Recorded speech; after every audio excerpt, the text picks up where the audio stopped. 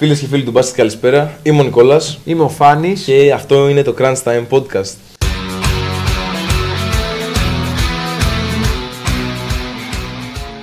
Σε αυτό το podcast θα μιλήσουμε για μπάσκετ, κυρίως το ευρωπαϊκό μπάσκετ, EuroLeague, Ναι. Και NBA. Και NBA. Και θα μιλήσουμε και για ελληνικό πρωτάθλημα, Α1, Α2 και ίσως πιάσουμε και Β' εθνική, Γ' εθνική κατηγορίες σε κάποια έτσι ξεχωριστά επεισόδια. Να δώσουμε λίγο shout-out στα παιδιά που προσπαθούν. Έχουμε μερικούς φίλους που παίζουν σε κατηγορίες. Γ' Β' εθνική, αλλά και πάλι αποφασίσαμε να κάνουμε αυτό το podcast έτσι ώστε να δώσουμε λίγο αξία και σε αυτές τις κατηγορίες. Βεβαίως. Αλλά εντάξει, κατά κόρον είναι η Ευρώπη, κατά κόρον. Και NBA και τέτοια, αλλά γιατί όχι να κάνουμε και για αυτούς. Εννοείται, να δώσουμε λίγο content. Λοιπόν, τέλεια. Να πούμε στα παιδιά ποιοι είμαστε. Μ' αρέσει πολύ να βλέπω μπάσκετ, EuroLeague κυρίως. Ναι. Όταν ήμουν μικρός και εγώ έβλεπα πιο πολύ NBA, Ναι, αλλά εντάξει. όσο μεγαλώνεις. Όπως όλοι νομίζω, ναι, εντάξει. Όσο μεγαλώνεις, βλέπεις ότι σ' αρέσει να βλέπεις EuroLeague επειδή είναι πιο σοβαρό. Διαφορετικό μπάσκετ, είδες, ναι. Ναι, και εγώ από μικρό παιδί έχω έτσι στενή επαφή με τον μπάσκετ. Γιατί εντάξει, παίζω από μικρός, αλλά από όσο θυμάμαι τον εαυτό μου το λατρεύω, δηλαδή ζω για τον μπάσκετ. Επομένως και εγώ βλέπω EuroLeague και NBA.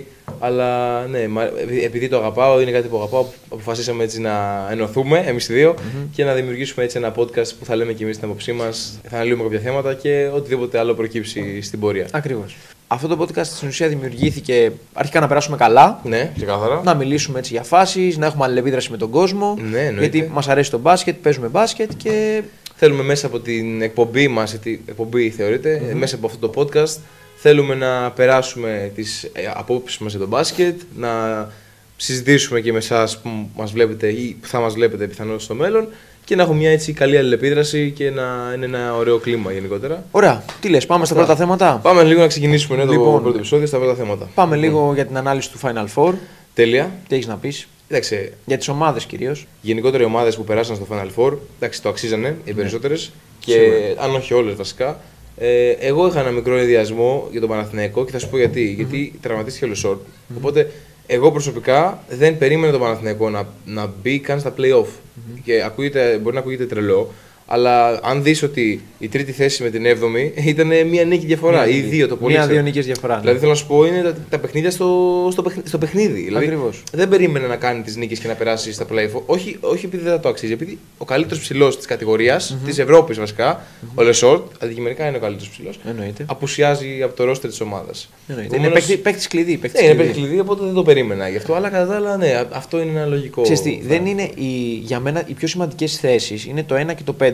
Δηλαδή, μας το λέγανε και οι προπονητές μας, Ναι, αλλά το βλέπουμε και στην ουσία. Δηλαδή, αν δεν έχεις ένα πεντάρι να ακουμπήσεις ας πούμε, την μπάλα μέσα, να βάλει τους δύο εύκολους πόντους της επίθεσης, να ξεκουράσει τους επιθετικούς σου, τους περιφερειακούς σου, δεν γίνεται. Πώς να το πω. Και έναν άσο που να δημιουργεί. Ακριβώς. Να είναι ο προπονητής μέσα στο γήπεδο. Δηλαδή, μέσα στη γραμμή του γήπεδου να είναι ο προπονητής. Ο άσος αυτό αντιπροσωπεύει. Ακριβώς. Οργανώνει, ηρεμεί την κατάσταση. Όταν δεν έχεις πού να ακουμπήσεις την μπάλα, είναι λίγο δύσκολο. Ωραία. Θες να ξεκινήσουμε να πούμε λίγο γιατί μπήκες δυναμικά. Ναι. Θες να πούμε για Φενέρ πρώτα. Να κάνουμε μια ανάλυση. Ωραία, θα σας πάρουμε μία-μία έτσι ομάδες. Ναι. Ας πιάσουμε τη Φενέρ Μπαξέ. Ξεκινά εσύ. Ξεκινάω εγώ. Λοιπόν, Φενέρ, για μένα είναι. Αν όχι η καλύτερη, δεν θα πω η καλύτερη ομάδα, θα πω ότι είναι η πιο οργανωμένη ομάδα, η πιο φορμαρισμένη. Θα το πω σκληροτράχυλη, γιατί βλέπεις ότι έχουν ένα σταθερό ρόστερ, το οποίο είχε τους τραυματισμούς και βλέπεις ότι έμεινε στη δεύτερη θέση και ο Ολυμπιακός δεν κατάφερε να την κερδίσει στη κανονική περίοδο. Οπότε θα πω ότι είναι για μένα, βλέπω ότι τις στοιχηματικές δίνουν ότι είναι πρώτος Ολυμπιακός. Ναι, εντάξει. Φαβορί Ολυμπιακός, αλλά μετά είναι η Φενέρ. Δηλαδή, θα πω ότι για μένα μπορεί να το πάρει η Φενέρ φέτος. Άμα μείνει σοβαρή όσο ήταν στη regular season. Καταλαβαίνεις. Ναι, εντάξει, δεν πάβει να είναι ένα παιχνίδι, θέλω να πω μόνο. Δηλαδή, δύο παιχνίδια, συγγνώμη. Αν περάσει είναι με τελικό και πάλι ένα παιχνίδι μετά. Και αν βρεθεί σε κακή μέρα. Είναι αυτό όλα μπορούν να συμβούν αντικειμενικά. Ωραία, εντάξει, ας συνεχίσουμε λοιπόν. Θα πω εγώ για τη Μονακό. Μονακό, ρε φίλε, εντάξει, κλασικά τα τελευταία 3 χρόνια έχει πάει σε 2 Final Four. Πέρσι δεν κατάφερε να πάει στο Final Four, αλλά φέτος από τη μέση της χρονιάς και μετά, που ήρθε ο Σπανούλης δηλαδή στο προσκήνιο, έχω δει μια Μονακό πραγματικά εντελώς διαφορετική. Δηλαδή, εγώ θα έλεγα πιο ομάδα πάλι. Ναι, συμφωνώ. Αλλά ρε φίλε, σκέψου ότι ο Σπανούλης που πήγε έχει βάλει το Mike James. Δηλαδή, ο Mike James δεν έκανε ποτέ πάνω από 4-5 assists το πολύ, το πολύ ξέρω. Ότι πά στα πρώτα παιχνίδια που πήγε ο Σπανούλης έκανε 10, 9, 8. Δηλαδή, αυτό δείχνει την ομαδικότητα που φέρνει ο Σπανούλης. Και επειδή όλοι το σέβονται και όλοι εν τέλει κοιτάνε τον τελικό στόχο. Όχι, είναι ένας παίκτης. Απέδειξε γιατί μπορεί να είναι και καλός προπονητής. Μα είναι, πάνω απ' όλα από παίκτης είναι νικητής. Δηλαδή είναι νικητής ο Σπανούλης. Έχει μάθει πώς να νικάει και πώς να βγάζει το ego από τη μέση και να δένει όλη την ομάδα μαζί. Πόσο μάλλον το ego που έχει μεγάλο Mike James. Ναι, ρε φίλε, ναι. Δηλαδή σκέψου ότι έπαιρνε την μπάλα, έκανε ένα step back, σούταρε. Δηλαδή γινόταν λίγο αυτό κυρίως. Από την άλλη δεν μπορούσε να έχει άλλο τρόπο να σκοράρεις τότε Μονακό. Δηλαδή ο παίκτης Καταλίδης ήταν ο Mike James για οποιαδήποτε φάση. Πήραν και τον Dice, ο οποίος αυτό που πάμε εκείνη για το 1 και το 5, δηλαδή είναι πολύ σημαντικό. Daniel Dice είναι μια πολύ καλή. Και σκέψου ότι ο Σπανούλης πήγε και από τη μέση τη σεζόν. Δηλαδή δεν ήταν από την αρχή να οργανώσει την ομάδα, να μιλήσει στους παίκτες, δηλαδή τα έκανε όλα πολύ γρήγορα. Και το πρώτο του μάτς νομίζω το κέρδισε με τον Παναθηναϊκό. Εντάξει, απίστευτο. Καθόλου σύμπτωξη. Ας συνεχίσουμε λοιπόν λίγο με τον Παναθηναϊκό. Ωραία, Παναθηναϊκός. Έκπληξη για μένα, όπως είπες και πριν, που βρίσκεται εδώ, που πέρασε την ΕΦΕΣ. Δύσκολη ομάδα. Δεν ξέρω πώς τα κατάφερε, η αλήθεια είναι. Δύσκολη ομάδα, ναι. Θα πω ότι στάθηκε τυχερός. Okay. Λόγω του το Game 5 έγινε στο ΆΚΑ. Λόγω πλέον. Μπράβο, ναι. Μόνο και μόνο γι' αυτό. Βρέθηκε σε τρομερή μέρα ο Οσμάν. Βλέπεις έναν Οσμάν ο οποίος στην regular season δεν θα πω ότι έκανε και τρελά πράγματα. Κάπως ήσυχος, ναι. Ξαφνικά βλέπεις να λύνεται και να βάζει το χέρι του να πιάνει όλη την ομάδα. Ξεκάθαρα, ναι. Και την κουβάλισε. Αντικειμενικά, αν δεν έμπαιναν αυτοί 28 πόντοι του Οσμάν, ναι, εντάξει. Πιστεύω ο Παναθηναϊκός θα ήταν σε πολύ δύσκολη μοίρα. Γενικότερα ήταν σε δύσκολο φεγγάρι. Από τον τερματισμό του Λεσόρ δηλαδή και μετά, όπως σου είπα εγώ στην αρχή, δεν πίστευα στο μοντέλο Παναθηναϊκός πλέον. Γιατί ο Λεσόρ ήταν αυτός που καθάριζε τα rebound της φάσης. Δηλαδή έχει κάνει ματσάρα στον τελικό material. Συγγνώμη που σε διακόπτω. Ο Παναθηναϊκός δεν είναι ότι δεν έκανε κινήσεις. Δεν του βγήκαν. Δηλαδή πήρε ας πούμε έναν Γκέμπριελ. Πήρε και τον Μπλάις. Δηλαδή κινήθηκε να βρει πεντάρι, αλλά δεν τέριαξε με την ομάδα καθόλου. Δηλαδή σαν να μην υπήρχαν στο γήπεδο. Θα έλεγα εγώ. Σίγουρα. Τώρα, λοιπόν, για να δούμε. Πάμε στον Ολυμπιακό. Ας πούμε για τον Ολυμπιακό. Ναι. Κοίτα, ο Ολυμπιακός είναι το φαβορί όπως έχουν και οι στοιχηματικές, όπως βλέπουμε άλλωστε και όλη τη χρονιά. Εγώ δεν το θεωρώ φαβορί, να ξέρεις. Ρε παιδί μου, εντάξει, θέλω να σου πω ότι λόγω της πίεσης που δημιουργείται γύρω από το όνομά του, λόγω του ότι έχει πάει σε 4 Final Four, όντας τις 3 φορές η πρώτη ομάδα σε όλη την Ευρώπη. Νομίζω μόνο πέρσι δεν ήταν πρώτη. Πέρσι δεν ήταν. Δηλαδή, τρεις από τις 4 τελευταίες χρονιές είναι πρώτη σε όλη την Ευρώπη ο Ολυμπιακός. Και ρε παιδί μου, κάθε χρόνο φαίνεται, και τουλάχιστον στις αποδόσεις της Στοίχημαν ή στις στοιχηματικές αποδόσεις, φαίνεται ότι θα κατακτήσει την Ευρωλίγκα. Αλλά φέτος, στη συγκεκριμένη χρονιά. Πρέπει να το πάρει εσύ πρέπει να το πάρει. Αλλιώς, δηλαδή, για να αποκαταστήσει τη φήμη του, για να αποκαταστήσει τη φήμη του Ολυμπιακός, πρέπει να πάρει την Ευρωλίγκα φέτος. Γιατί αλλιώς θα είναι ο μεγαλύτερος loser επισήμως, ο μεγαλύτερος loser της Ευρώπης. Και θα χρειαστεί μετά ένα rethink, ένα rebuild, κάτι. Δεν ξέρω και εγώ τι θα χρειαστεί. Του χρόνου μπαίνει το Dubai μέσα. Τα πράγματα δυσκολεύουν και όλες τις ευρωπαϊκές ομάδες. Το Dubai ξεκινάει με τρελά budget. Είδες που μπορεί να δεν έχει κλείσει ακόμα τον deal, αλλά ο Μούσα. Εντάξει, πολλά προτάρεις δηλαδή. Σίγουρα, πολλά ακούγονται. Θα πω ότι είναι λίγο νωρίς ακόμα. Τον είδα και λίγο ξενερωμένο το Μούσα στη σειρά του Ολυμπιακού. Ναι, ήταν ξενερωμένος. Γιατί όμως? Δηλαδή, εντάξει, δεν ξέρω. Εγώ δεν έβλεπα χημεία στη Real. Γι' αυτό δεν πέτυχε το project Real φέτος. Δεν πέτυχε επειδή εγώ δεν πιστεύω ότι υπήρχε χημεία μεταξύ τους. Δεν είχε και πάγκο, δηλαδή βάθος πάγκου δεν είχε. Είχε πάγκο. Εντάξει, θέλω να πω μια Real. Είχε ρε παιδί μου. Ποιον είχε, το Φέλιξ? Καλά, τώρα μιλάμε εκτός Μπάλντε. Ο Ντένι Σμιθ Τζούνιορ που πήρε δεν του βγήκε. Τον έστειλαν πίσω από εκεί που ήρθε. Δεν πιστεύω ότι είχε το βάθος που είχε πέρσι και πρόπερσι. Ναι, δεν πιστεύω αυτό. Ναι, εντάξει. Καταλαβαίνω τι λες. Κοίταξε, τώρα ο Ολυμπιακός έχει το καλύτερο ρόστερ για μένα. Έχει μεγαλύτερο βάθος. Γεμάτο ρόστερ. Έχει παίχτες σαν τον Βεζένκο, τον Φουνιέ. Έχει τον Μιλουτίνοφ από κάτω που ακόμα ο Μιλουτίνοφ είναι τρομερός παίχτης. Δηλαδή, εγώ πιστεύω εντάξει, ότι ο Ολυμπιακός. Το βλέπεις λίγο νοχελικό το Μιλουτίνοφ ή όχι? Πολλά... Σαν να είναι λίγο παρεξηγημένος. Δεν ξέρω, μία έτσι παίζει, μία δεν παίζει. Δεν ξέρω, είναι λίγο. Ναι, σίγουρα. Ξαφνικά εκεί που τον βλέπεις να είναι απομακρυσμένος, ρίχνει μία δήλωση, ας πούμε, ελπίζω να φωνάζουν το όνομά μου για πολλά χρόνια ακόμα. Ναι, στον Ολυμπιακό κτλ. Δηλαδή λίγο περίεργη φάση. Δεν ξέρω, τι να σου πω. Πραγματικά είναι ένα μυστήριο αυτός ο παίκτης. Πάντως αυτός που περιμένω εγώ στο Final Four να πάρει τα πάνω του θα φανεί λίγο μπροστά έτσι σαν unexpected, βασικά σαν μη προβλέψιμο. Θα είναι λίγο Φαλ, ο Μουστάφα Φαλ. Εγώ πιστεύω θα κάνει μια καλή, ένα καλό Final Four. Γιατί το χρωστάει στον Ολυμπιακό το καλό Final Four. Παίζει με Μονακό, ποιο έχουν Μονακό. Θέλω να σου πω ότι τα πεντάρια αυτά. Εγώ πιστεύω, ρε φίλε, ότι θα πρέπει μέσα του. Λες να κοντράρει τον Τάις, ας πούμε. Εγώ σου λέω τώρα να τον σκεπάσει τον Τάις. Και ποιον Τάις. Δηλαδή πρέπει ο Φαλ να κάνει ένα καλό Final Four. Να βγει μπροστά.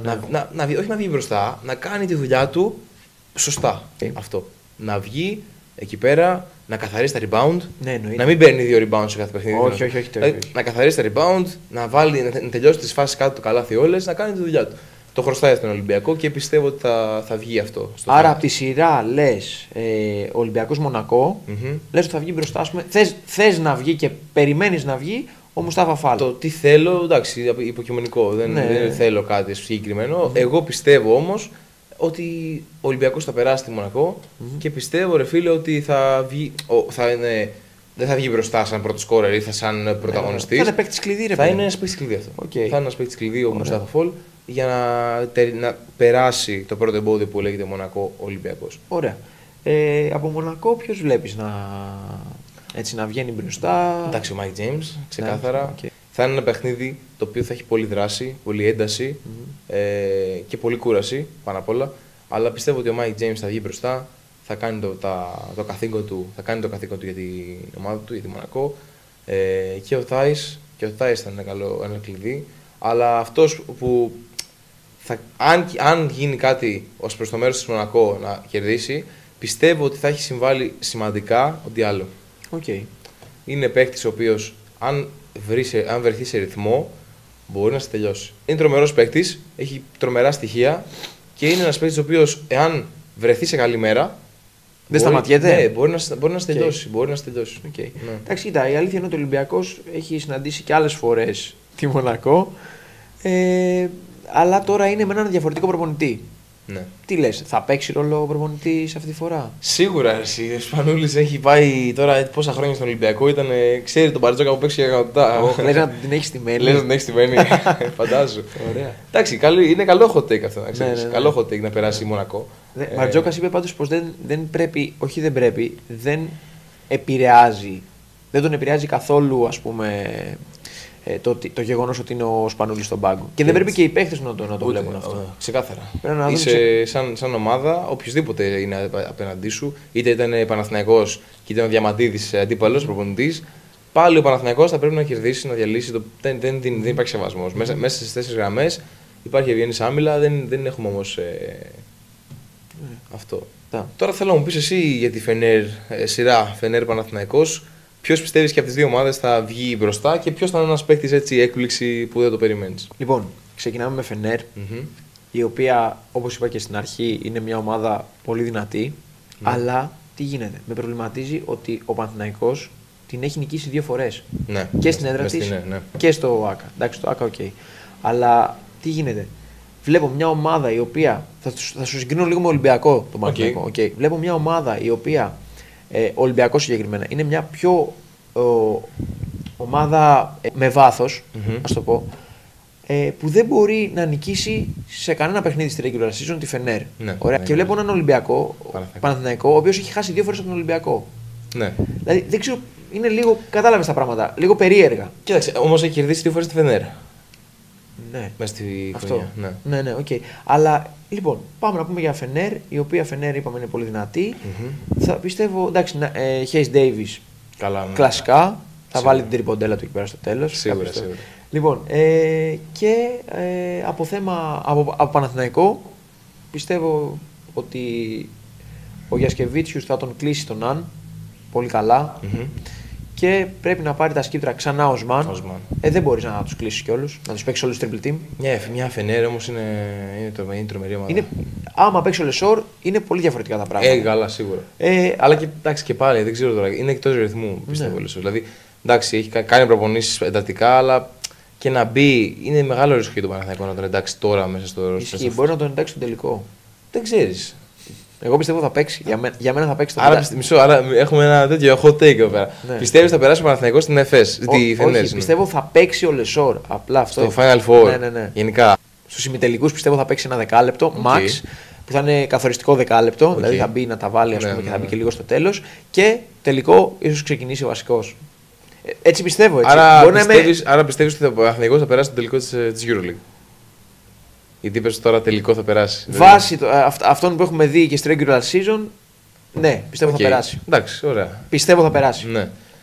Άρα λοιπόν έχουμε ένα ελληνικό τελικό κατά βάση της άποψής μας. Έτσι. Εσύ λες οπότε θα περάσει ο Ολυμπιακός. Η άποψή μου είναι θα περάσει ο Ολυμπιακός στη Μονακό. Εσύ πιστεύεις θα περάσει ο Παναθηναϊκός. Άρα θα έχουμε ένα ελληνικό τελικό για πρώτη φορά στην ιστορία της EuroLeague. Αυτό είναι απίστευτο. Είναι απίστευτο και πολύ ωραίο για το ελληνικό μπάσκετ, γιατί βλέπεις ότι όταν επενδύεις χρήματα. Σίγουρα, ναι. Αποδίδει. Αν συμβεί κάτι τέτοιο όντως για την Ελλάδα και για το ελληνικό μπάσκετ, είναι ένα τρομερό αξίωμα και επίτευγμα. Θα συμφωνήσω σίγουρα μαζί σου. Σκέψου να έχει γίνει και στην Ελλάδα τι θα γινόταν. Εντάξει, άστα να πάνε. Αυτό είναι τρομερό. Αντικειμενικά. Λοιπόν, ήρθε η στιγμή να παίξουμε το παιχνίδι που θα παίζουμε κάθε φορά που θα τελειώνει το επεισόδιο. Τέλεια. Στο τέλος του επεισοδίου δηλαδή. Υπέροχα. Να πούμε στα παιδιά πώς το λέμε. Ναι. Guess the EuroLeague player έχουμε πει στην αρχή. Τέλεια. Και θα δούμε πώς θα το ονομάσουμε στη συνέχεια. Θα βρίσκουμε δηλαδή ουσιαστικά 3 παίκτες. Εγώ θα βρω για τον Φάνη 3 παίκτες. Έχουμε καλύψει τα βασικά του χαρακτηριστικά ώστε να μπορούμε να το κάνουμε όσο πιο δύσκολο για να τον βρει. Θα είναι crop δηλαδή. Ναι, και αντίστοιχα ο Φάνης για μένα σε κάθε επεισόδιο θα αλλάζουν τα παιχνίδια. Μπορεί να βρει στο επόμενο, μπορεί να είναι κάτι διαφορετικό. Αλλά κατά κόρο νομίζω αυτό θα είναι έτσι σαν ένα μικρό main παιχνίδι. Πάμε να ξεκινήσουμε. Πάμε λοιπόν να ξεκινήσουμε. Έχουμε ετοιμάσει τους πρώτους 3 παίκτες. Λοιπόν, θα δουν τα παιδιά εδώ πέρα. Κάπου εδώ θα το βάλουμε στο edit. Κάπου εδώ θα βλέπετε ποιος είναι ο παίκτης. Πάμε λοιπόν, Φάνη, να ξεκινήσουμε. Αυτός είναι ο πρώτος παίκτης που σου δείχνω. Για να δω. Λοιπόν, κάποιοι θα με κοροϊδέψουν επειδή δεν το ξέρω. Εν τω μεταξύ είναι. Τα δείχνει όλα στην ουσία. Ρε φίλε, εντάξει, αλλά μου θυμίζει κάτι. Είναι χαρακτηριστικός παίκτης. Αλλά δεν θυμάμαι καθόλου το όνομά του. Δεν θυμάσαι το όνομά του. Όχι. Θα με κοροϊδέψετε με ελεύθερα. Άρα να το πάρει το ποτάμι. Ναι, απευθείας. Λοιπόν, ο παίκτης αυτός λοιπόν παίζει στη Ζάλγκιρις και είναι ο Lonnie Walker. IV. Είναι χαρακτηριστικός παίκτης και έχουμε βάλει. Δεν το πιστεύω. Δεν ήταν τόσο δύσκολο. Πάμε επόμενη. Πάμε λοιπόν στον επόμενο παίκτη. Αυτός είναι λίγο πιο εύκολος. Εντάξει, Μπασκόνια 17. Εντάξει, εύκολο. Ρογκαβόπουλος. Ωραία, εντάξει. Αυτό ήταν πολύ εύκολο τους. Και πάμε λοιπόν και στον τελευταίο παίκτη που είναι πολύ χαρακτηριστικός. Πιστεύω θα το βρεις. Εντάξει, τέτοια μαλλιά. Το μαλλί και μόνο. Παρή Χίφι. Ο Χίφι, ναι, το βρήκε. Άρα λοιπόν, Φάνη, έχεις κάνει 2 στα 3. Για να δούμε. Πάμε να δούμε τι θα κάνω κι εγώ. Λοιπόν, εγώ πάμε να σου πω να ξεκινήσουμε με αυτόν τον παίκτη εδώ. Εντάξει. Επεξεργάσου το, δες το καλά. Τι είναι επεξεργάσου, μόνο και μόνο το Σίμα και το Μούσι. Παίζει ακόμα στη Ρεάλ. Δεν απαντάω. Ξέρω ποιος είναι. Πώς λέγεται, το όνομά του περίμενε, πώς λέγεται. Όχι. Έλα, Ροντρίγκες, το βρήκα. Πάμε στο επόμενο. Πολύ δύσκολο, σου βάλω ένα δύσκολο γιατί και εσύ μου βάλεις ένα δύσκολο. Είναι ψηλός. Είναι πενταρί. Παίζει στην ΕΦΕΣ. Άντε ρε μάλλον. Είναι Πουαριέ. Το βρήκα. Μα την Παναγία. Θα σου πω. Είναι το Πουαριέ. Παρατηρούσα. Πρέπει να έχω δει τη φωτογραφία αυτή. Κάνει το βουναλάκι αυτό το νι. Και είναι χαρακτηριστικό. Είναι Πουαριέ. Το βρήκα. Πάμε επόμενη. Τέλεια. Το κάνω scroll. Εντάξει. Πού θα το πες μου το. Τι να σου πω. Το πιστολέρο, τι να σου πω, αυτό το πολυεργαλείο που λέγεται Αιζέα Κάναν, ό,τι και να πω είναι. Είσαι πολύ καλός. Είμαι καλός στο παιχνίδι αυτό, αντικειμενικά. Νικητής Νίκος. 3-3. Ανίκητος. Λοιπόν, αλάθαστος. Να πούμε σε αυτό το σημείο ότι θα καταγράφουμε το σκορ, τις νίκες του καθενός και σε κάποια στιγμή μέσα στη χρονιά ή μόλις ξεκινήσει η επόμενη σεζόν της EuroLeague θα βρούμε έτσι ένα ωραίο challenge να κάνουμε κάτι με αυτούς τους πόντους. Αυτό ήταν το podcast, παιδιά. Τέλεια. Ένα podcast το οποίο θα συζητήσουμε πάρα πολλά πράγματα. Ξεκινάμε έτσι δυναμικά. Final Four.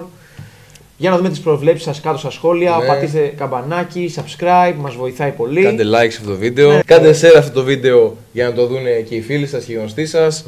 Και ετοιμάζουμε πολύ ωραία πράγματα. Αυτό. Είναι ένα καλό project που ξεκινάμε. Σας περιμένουμε στο επόμενο βίντεο. Ελπίζω να απολαύσετε αυτό το βίντεο. Τα λέμε σε ραντεβού την επόμενη φορά. Να δώσουμε μια καλή επιτυχία σε ελληνικές ομάδες για αυτή τη βδομάδα στο Final Four. Και αυτοί ήμασταν εμείς, το Crunch Time. Ήμουν ο Νικόλας, ήταν ο Φάνης. Μέχρι την επόμενη φορά. Ευχαριστούμε πολύ. Γεια σας.